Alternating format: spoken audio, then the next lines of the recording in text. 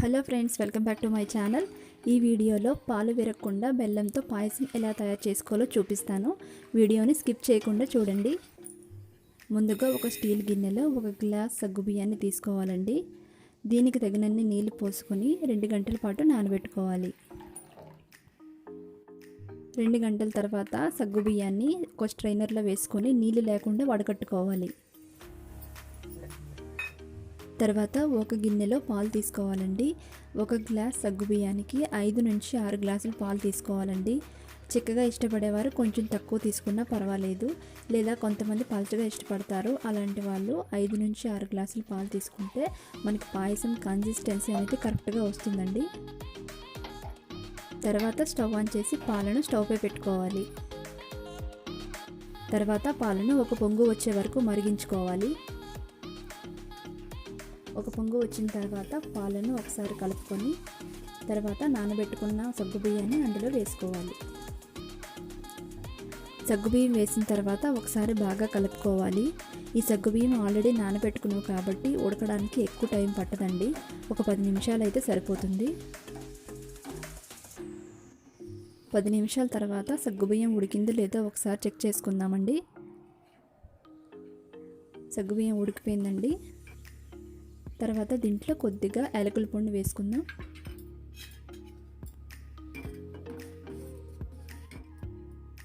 ఒక నిమిషం తర్వాత మూత పెట్టుకొని స్టవ్ ఆఫ్ చేసి ఒక 10 నిమిషాలు పక్కన పెట్టుకోవాలండి.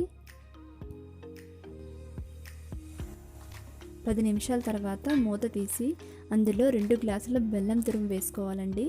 బెల్లం వేసుకున్న తర్వాత అస్సలు కలపకూడదు. కలపకుండానే మళ్ళీ మూత పెట్టేసుకోవాలండి. ఒకవేళ కలిపినట్లయితే పాలు విరిగిపోతాయండి.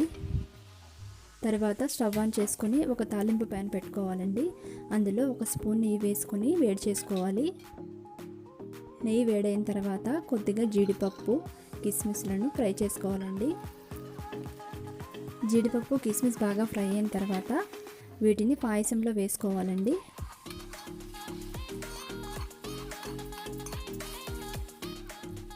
ఇందాక మనం బెల్లం వేసిన తర్వాత కలుపుకోలేదు కదా, ఇప్పుడు మొత్తం కలిపి ఒకసారి బాగా కలుపుకోవాలి.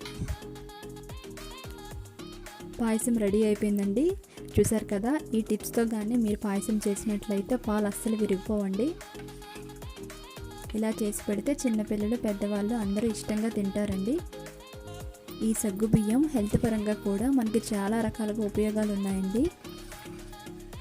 మనకి ఎప్పుడైనా ఒంట్లో వేడి చేసినట్లు అనిపిస్తే అప్పుడు మనం ఈ సగ్గు బియ్యం చేసుకొని తిన్నట్లయితే మనకి వెంటనే రిలీఫ్ ఉంటుందండి. చూసారు కదా ఫ్రెండ్స్, ఈ పాయసం మీకు నచ్చినట్లయితే నేను చెప్పిన టిప్స్తో మీరు కూడా పాయసం చేసుకొని ఎలా వచ్చిందనేది నాకు కామెంట్ చేయండి.